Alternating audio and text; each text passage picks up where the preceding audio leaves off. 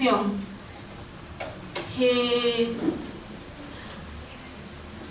Sí, somos conscientes de que dentro de la normativa que marca el Reglamento de Inclusión Educativa, marca que el informe psicopedagógico es el punto de partida y es un documento fundamental en el inicio de un programa de inclusión educativa de un alumno.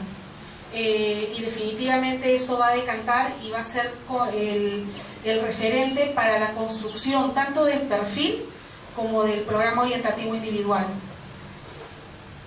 Pero más allá de que lo marque una normativa, una ley, el informe psicopedagógico realmente es un documento valiosísimo, donde cualquier persona que tenga acceso, que vaya a trabajar con el grupo y con los alumnos que tengan un desafío o una condición específica que influye en su desarrollo, van a poder tener acceso a cuáles son sus estilos de aprendizaje, a cuáles son las fortalezas que tiene el alumno, a cuáles son también los desafíos que tienen cada uno de los alumnos.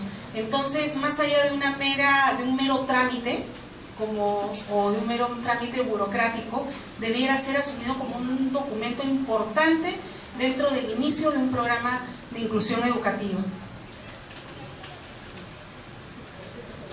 La evaluación psicopedagógica es un proceso de recogida, análisis y valoración de la información relevante sobre los distintos elementos que intervienen en el proceso de enseñanza y aprendizaje, profesorado, alumnado, contenidos y su interacción en el aula. Nos permite identificar las necesidades educativas de los estudiantes para fundamentar y concretar las decisiones respecto a las propuestas curricular, sistemas de apoyo, ajustes razonables que requiera para progresar en el desarrollo de las distintas capacidades y así explotar su potencial. Definitivamente es a partir del informe psicopedagógico que se va a establecer la primera reunión donde se va a planificar y donde van a estar todos los agentes participantes del programa de inclusión educativa. Bien, este es un informe psicopedagógico. Vamos a ir viendo las partes. Ahora, antes de eso, queremos comentarles que como grupo de trabajo nosotros tenemos un modelo, trabajamos bajo un modelo multidimensional, donde no solamente nos circunscribimos en el desarrollo de los procesos cognitivos, sino trabajamos procesos cognitivos, comunicación, recursos socioemocionales y autonomía. Entonces, en el informe psicopedagógico se ven reflejados todas estas dimensiones que nosotros observamos y analizamos a través de las baterías y a través de los espacios de evaluación, y que baseamos la data en función de estas necesidades, pero a través de la mirada de estas 4 dimensiones. Bien, aquí está la parte formal, el motivo de evaluación, historia escolar del alumno. Aquí está el área emocional, donde se desarrolla todas las fortalezas y también todos los recursos que tiene el alumno a este nivel. El área de la autonomía, cuáles son las fortalezas a este nivel o si es que tiene desafíos. El área de la comunicación oral, el lenguaje comprensivo, el lenguaje expresivo. Área de matemática funcional y el área de procesos cognitivos. Los estilos de aprendizaje del alumno, el proceso de enseñanza-aprendizaje en relación del aula, cómo es la interacción de él con los maestros, de él con sus pares.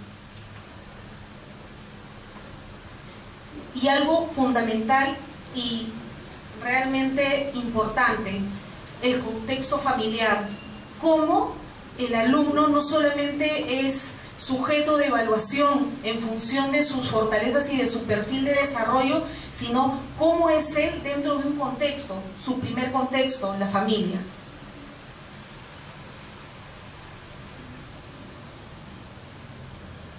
El contexto social, y a partir de ahí uno comienza a determinar en un equipo interdisciplinario la identificación de las necesidades en el desarrollo, las necesidades educativas especiales y cuáles son las orientaciones para la propuesta curricular, tanto a nivel personal, tanto para la escuela, tanto para la familia, en las diferentes áreas, ¿no? Tanto de procesos cognitivos, de recursos de la comunicación, de recursos socioemocionales y de recursos de autonomía. Es un documento extenso, no realmente es porque son muchas las personas que trabajamos y que realizamos la evaluación en función de poder realizar el informe, pero realmente es un documento que sin él no podríamos iniciar un proceso de trabajo, sería algo improvisado. Bien, sí.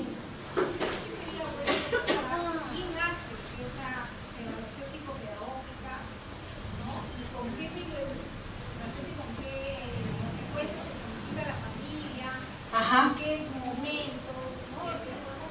Excelente, gracias. Sí, la evaluación psicopedagógica no la hace el colegio.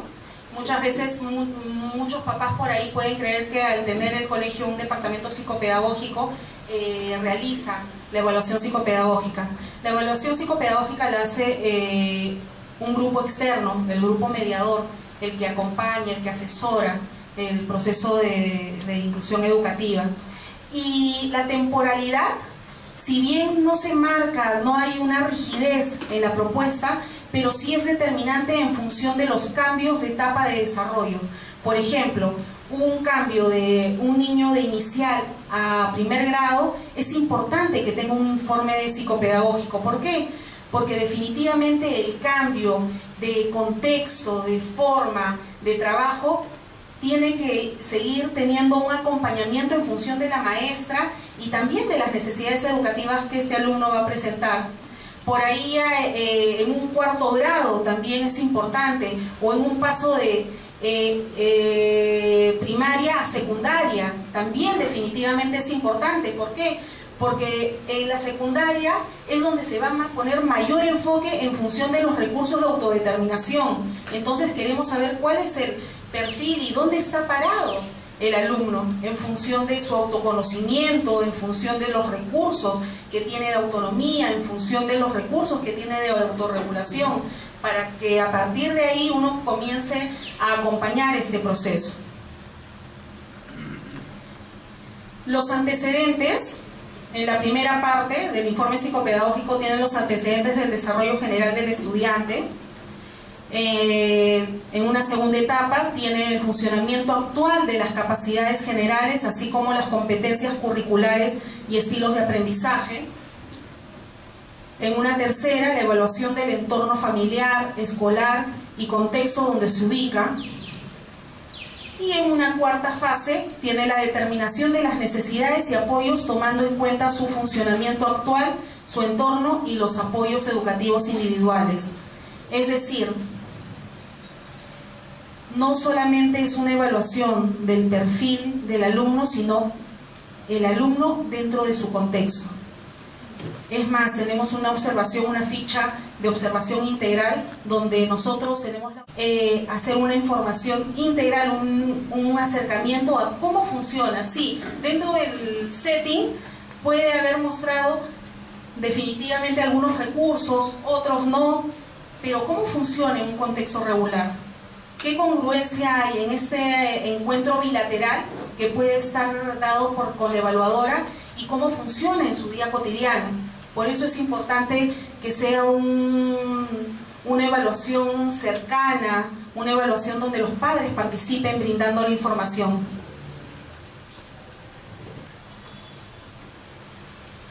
Bien, para la evaluación, ¿alguien? ¿Sí?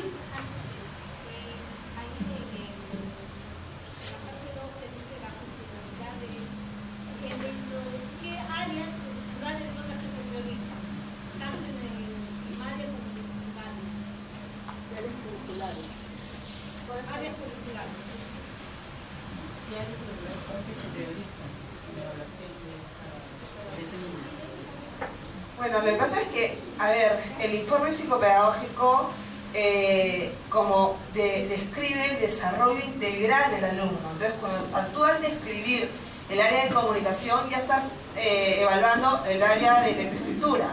Si tú evalúas el área de autonomía, estás evaluando el área de matemática. O sea, no específicamente lo definimos por áreas curriculares, por cursos, sino vemos el desarrollo del alumno, ¿no? Entonces, evalúas autonomía. Dentro de la autonomía es toda la parte de matemática funcional, que es lo que le va a servir para la vida.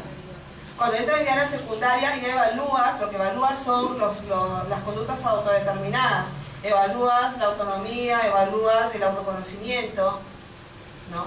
Evalúas en autonomía, ya pasa a ser la lectoescritura una competencia que los lleva a ser autónomos. ¿Para qué le sirve a un alumno el leer y escribir? Para relacionarse, para comprender un texto instructivo.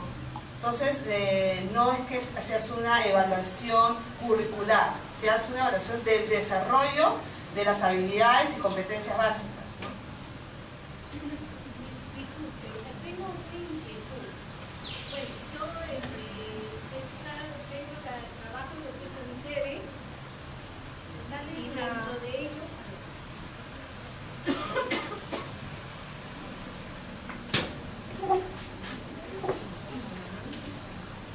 Muy buenas tardes. Mi inquietud es, yo trabajo en un sede, ahorita actualmente estoy en dirección, lo que es la parte de lo que es en el sede, pero anteriormente estaba trabajando en lo que es en coordinación de lo que es asesoramiento. Entonces, dentro de ello hay la parte de las áreas curriculares, ¿no? Se trabaja en lo que es la parte ya de esta autonomía, autovalimiento, todas las habilidades que nosotros queremos priorizar. Pero nuestra inquietud es siempre en cuanto al área del nivel secundaria. Allí ya son áreas curriculares que se tienen que trabajar. Ahí, ¿en qué áreas curriculares se necesita o se impulsa más o se da más prioridad de acuerdo a la necesidad de los alumnos o es solamente en las mismas áreas que se trabaja en el nivel primario? Esa es la inquietud que...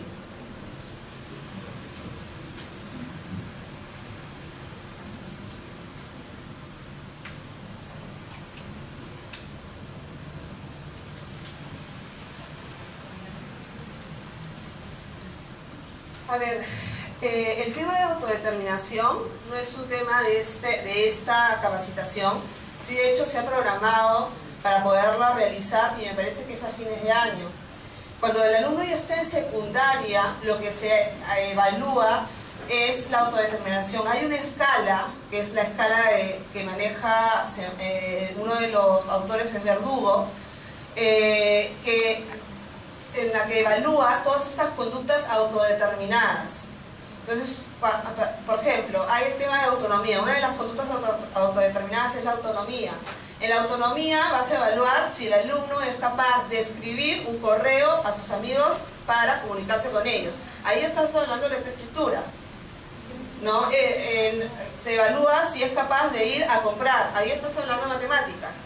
Entonces, no es que evalúas competencias, vas a evaluar habilidades, vas a evaluar conductas autodeterminadas.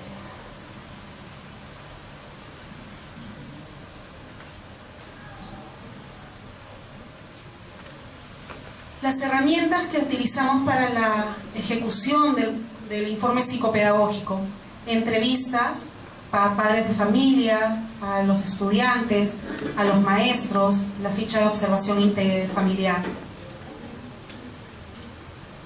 Esta es la ficha de observación familiar.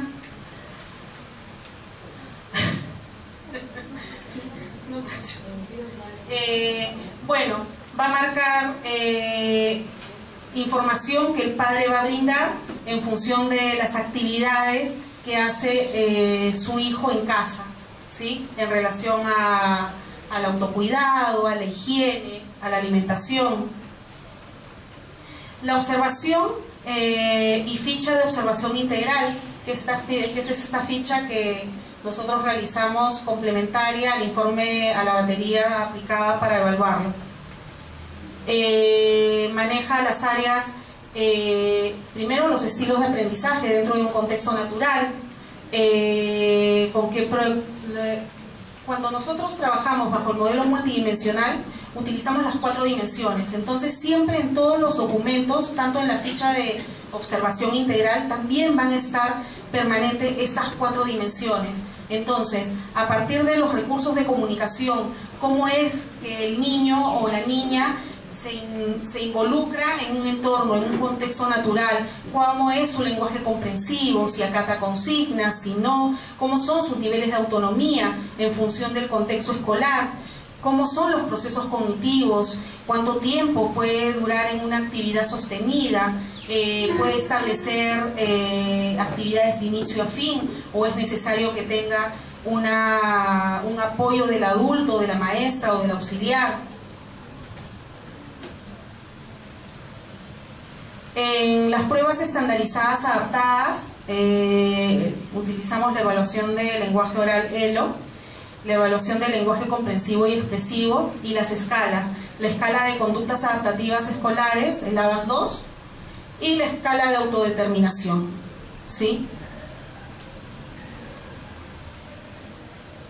Bien. El enfoque multidimensional. Conocer al estudiante, capacidades y desafíos. En el enfoque multidimensional nos da la posibilidad de poder tener un enfoque integral de los recursos del alumno. ¿Sí? Estas son las 4 dimensiones en las que nosotros nos enfocamos. Sala de procesos cognitivos, el área de la comunicación, el área de recursos socioemocionales y el área de autonomía. Todos los agentes que participan en el proceso de inclusión educativa participan en este proceso: la mediación, la escuela, la familia.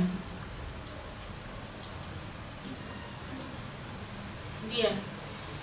Por ejemplo, en la dimensión de comunicación, ¿qué es lo que implica? La adquisición del lenguaje constituye uno de los aspectos principales del desarrollo en el ser humano. El lenguaje, la interacción, el intercambio, la comunicación. ¿Qué implica la comunicación del lenguaje gestual o no verbal? La comunicación del lenguaje comprensivo, comunicación del lenguaje en el habla, en la expresión, la lectura, la escritura, la música, la conversación, todos los elementos o todos los recursos que permitan al alumno comunicarse, expresarse. A nivel de la autonomía, podemos ver qué es lo que implica el conocimiento del cuerpo, la autonomía física, gruesa y fina, autonomía personal, autonomía social, lógico-matemático, hacer elecciones, elegir entre 2 o 3 opciones, aceptar o rechazar una opción, toma de decisiones, resolución de situaciones problemáticas, pedir ayuda, pedir aclaraciones o explicaciones, resolver problemas por nosotros mismos. Las 2 últimas son ítems o son características que se trabajan dentro del principio de autodeterminación. En el área socioemocional nos enfocamos en los sentimientos, emociones, relaciones sociales, relación con los profesores, relación con los compañeros, valores, normas, identidad, autoconocimiento, que tiene implicancia dentro del principio de autodeterminación, conocer emociones y sentimientos, conocer qué hemos hecho bien y qué tenemos que mejorar, identificar nuestras fortalezas y desafíos, autorregulación, defendernos, decir no, expresar nuestra opinión, responder a un insulto. También los 2 últimos puntos tienen que ver con el principio de autodeterminación. Desde procesos cognitivos implica la atención, la percepción visual, auditiva, táctil, la memoria, la organización, la noción temporoespacial, días, meses, años, antes, después, hoy, mañana. La noción espacial, derecha, izquierda, arriba, abajo. La planificación de actividades y las acciones. Bien, seguimos en los grupos de trabajo. Vamos a formar y vamos a entregar un informe psicopedagógico y una ficha de observación integral ya realizada. Y a partir de ahí vamos a construir el perfil del alumno dentro de estas 4 dimensiones. ¿De acuerdo?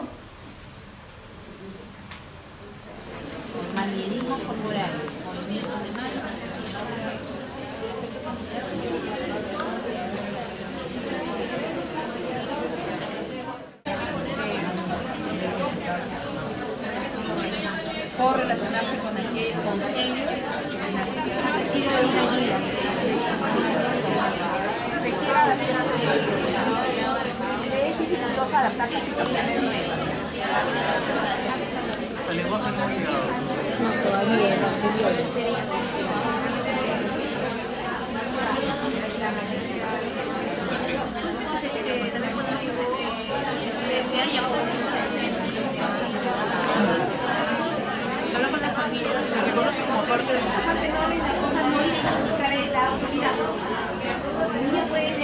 solo el papá identifica su solución, ¿no? Pongo entre paréntesis a través de la fotografía.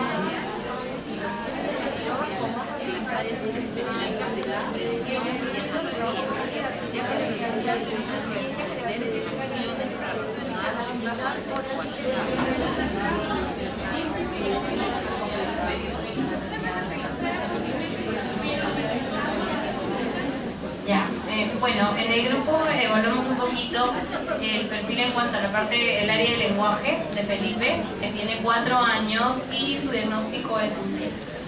Dentro de los datos que pudimos encontrar básicamente en cuanto a la parte del lenguaje, el niño presentaba desorganización, inquietud motora y periodos cortos de atención, que si bien es claro no es algo pues específicamente en cuanto a la parte de lenguaje, pero que va a influir, ¿no? Es algo importante como un ítem a tener en cuenta.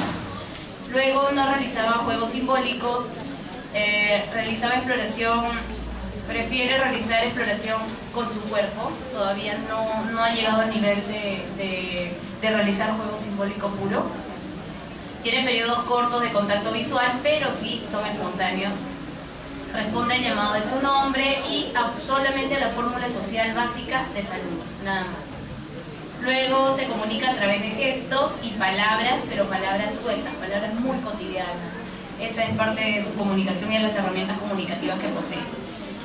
Tiene una estructura inadecuada, básicamente es desorganizada, con estructuras cortas en cuanto a longitud y también producciones incompletas.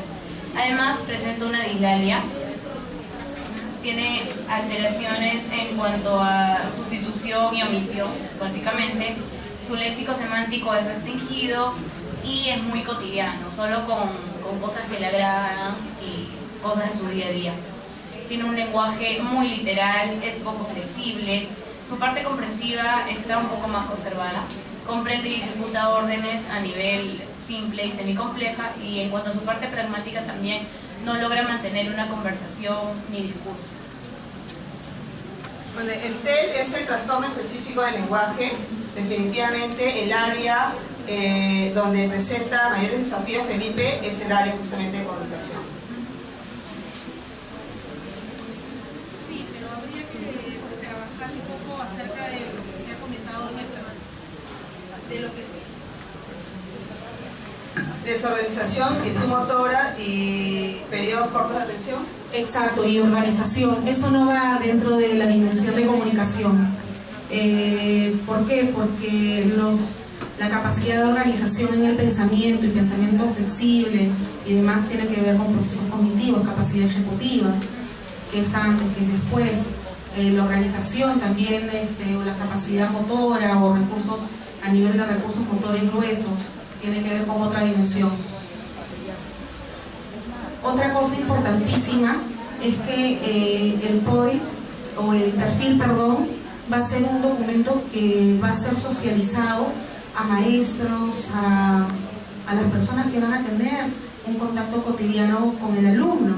Entonces, trabajar en base al lenguaje técnico en el perfil y que no sea funcional, no va. A ver, ¿qué edad tiene el niño? 8 años.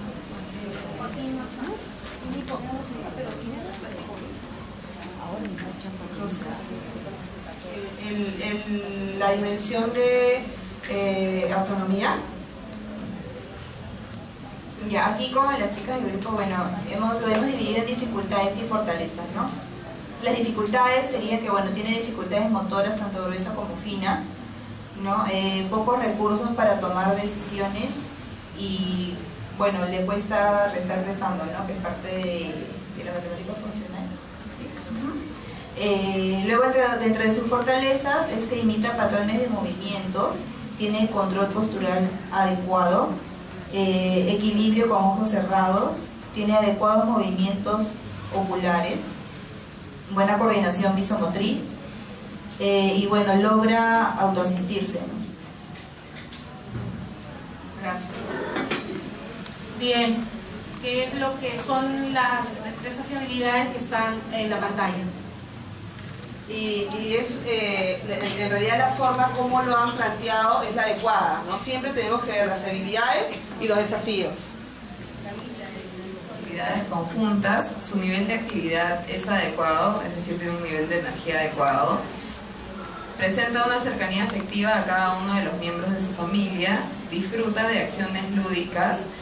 La figura de autoridad para ella es la paterna, le resulta fácil reconocer situaciones que le generen alegría, presenta capacidad para establecer adecuadas relaciones interpersonales y capacidad para seguir reglas planteadas al grupo. Gracias. Y grupo 5.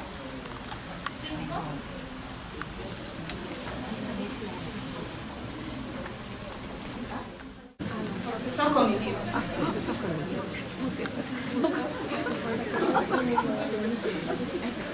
En procesos cognitivos tenemos que presenta conocimientos de clasificación y ordenación. Bueno, es un niño, Joaquín tiene 8 años, tiene una discapacidad sensorial auditiva, una hipoacusia neurosensorial bilateral. Presenta conocimientos de clasificación y ordenación de hasta 4 criterios básicos: color, tamaño, forma y número. Logra mantener una atención sostenida y esperada para su edad. Realiza actividades de observación y manipulación con adecuada asertividad y le cuesta retener información verbal de más de 3 órdenes consecutivas y cuentos, requiriendo apoyo con preguntas básicas. Gracias. Pregunta, ¿les fue fácil realizar el perfil? ¿No? ¿Sí? ¿No? Levante la mano quien le resultó difícil.